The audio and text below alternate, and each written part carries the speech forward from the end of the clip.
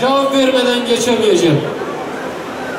Bizler bütün gençlerimiz dağdan insin diye ne bir gerilla, ne asker, ne polis yaşamını yitirmesin diye her birinin anasının yüreği ve gözyaşı aynıdır, eşittir diye kardeşçe bir çözüm sürecini destekledik.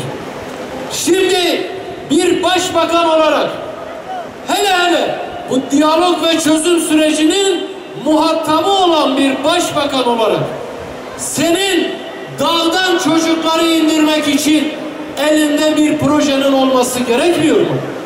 Gelip Ağrı'da bunu açıklaman gerekmiyor muydu? Ama ne yapıyor? Analara havale ediyor. BDP'ye, HDP'ye havale ediyor.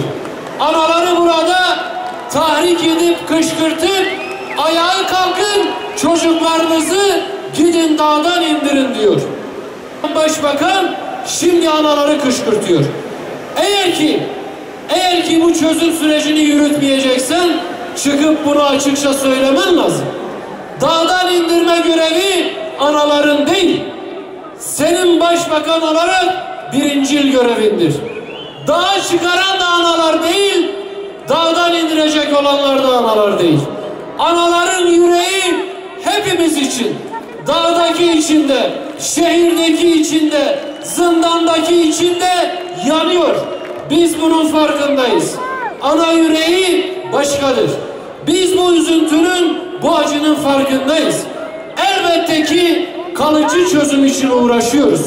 Bizim derdimiz tek bir gencimiz dağa çıkma ihtiyacı duymasın diyedir. Mücadelemiz bunun içindir. Gelip burada BDP'yi, HDP'yi şikayet ediyor. Anaları kışkırtmaya ve Kürt anasını Kürt anasına karşı karşılaştırmaya, karşıt hale getirmeye çalışıyor.